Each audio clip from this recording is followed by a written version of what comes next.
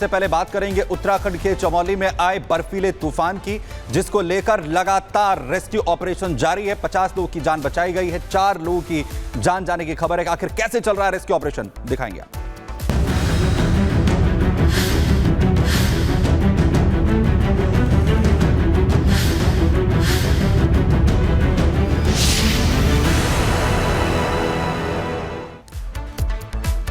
तो सबसे पहले उत्तराखंड की खबर आपको बताएं, जहां पर माना हादसे में अब तक 4 लोगों की जान जाने की खबर है। 50 लोगों का रेस्क्यू अभी तक किया गया है।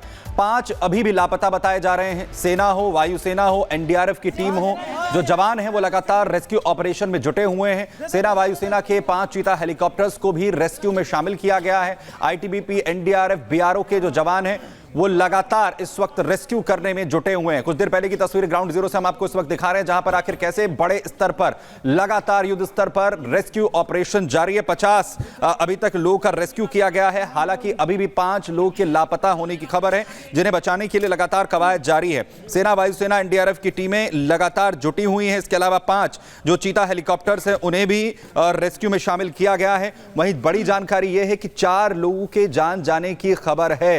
हालात को संभालने में लगातार जो मुश्किलें हैं वो पेश आ रही हैं। मौसम की वजह से रेस्क्यू ऑपरेशन चलाने में दिक्कतों का सामना करना पड़ रहा है। दरअसल माना में मुश्किलों के बीच रेस्क्यू ऑपरेशन जारी है। रास्ते ब्लॉक हैं, जेसीबी से बर्फ हटाई जा रही है। ग्राउंड जीरो सबसे पहले आपको रिपोर्ट दिखाते हैं।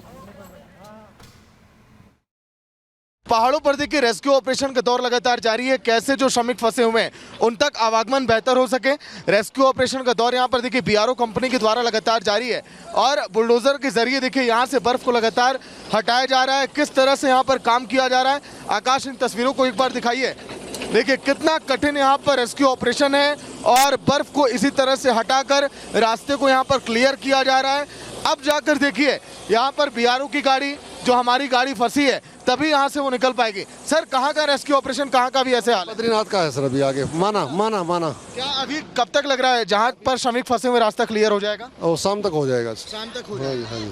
तो उसके बाद मतलब कि फिर एनडीआरएफ और सभी टीमें रोड के जरिए जा सकती, सभी जाएंगे।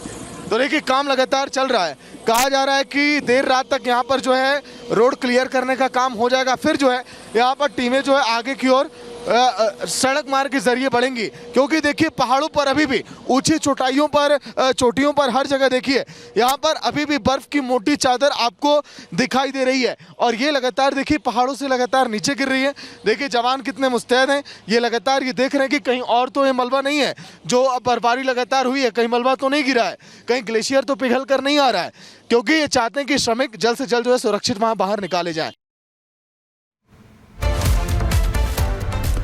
तो सहयोगी सागर की आपने रिपोर्ट यहां पर देखी ग्राउंड से। सीधा हमारे साथ इस वक्त सागर जुड़ रहे हैं। सागर, कितना वक्त लगेगा अभी इस पूरे ऑपरेशन को, जो रास्ता है उसे क्लियर करने में? क्या सिचुएशन है, जरा बताइए।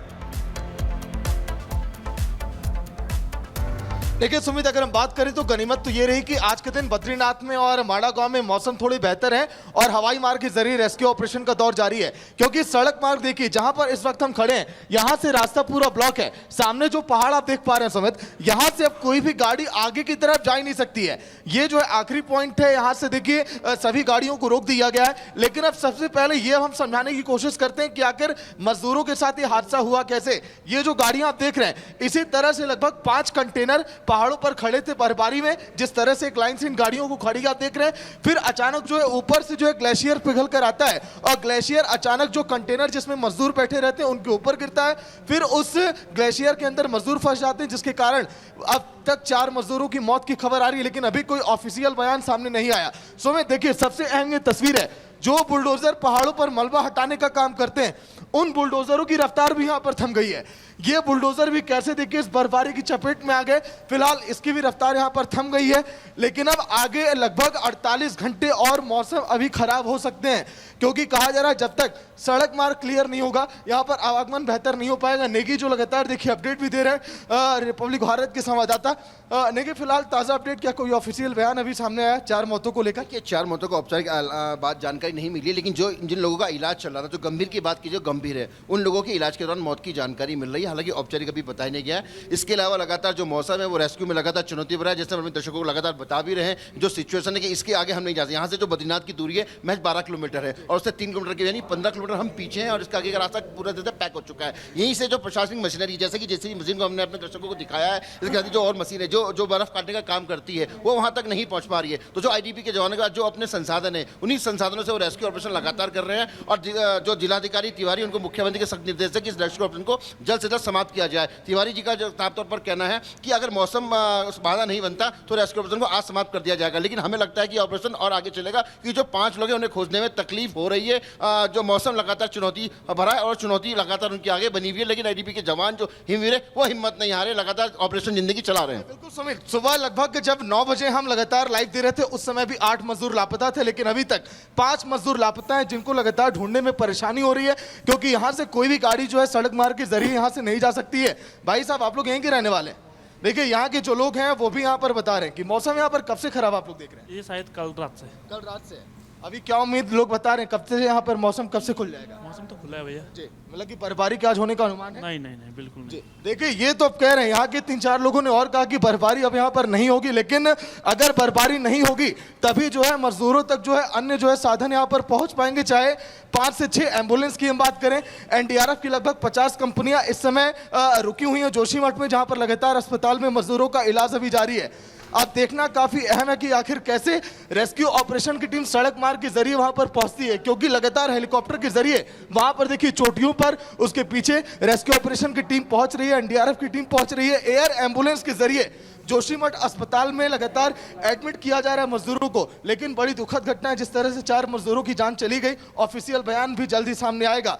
उन 5 मजदूरों की जान बच जाए सकुशल, यही हम चाहते हैं। रिपब्लिक भारत ईश्वर से यही कामना करता है। सुमित, सागर, लगातार क्योंकि सबसे बड़ी परेशानी ये है कि कैसे टीम वहां तक पहुंचे, आखिर कितने मजदूर जो हैं, कितनी जो है वो टीमें इस वक्त फंसी हुई हैं जो रेस्क्यू के लिए वहां पर पहुंचेंगी और वहां पर रेस्क्यू ऑपरेशन को एग्जीक्यूट करने के लिए किस तरीके के चैलेंजेस को फेस इस वक्त वहां पर जो टीम है वो कर रही हैं?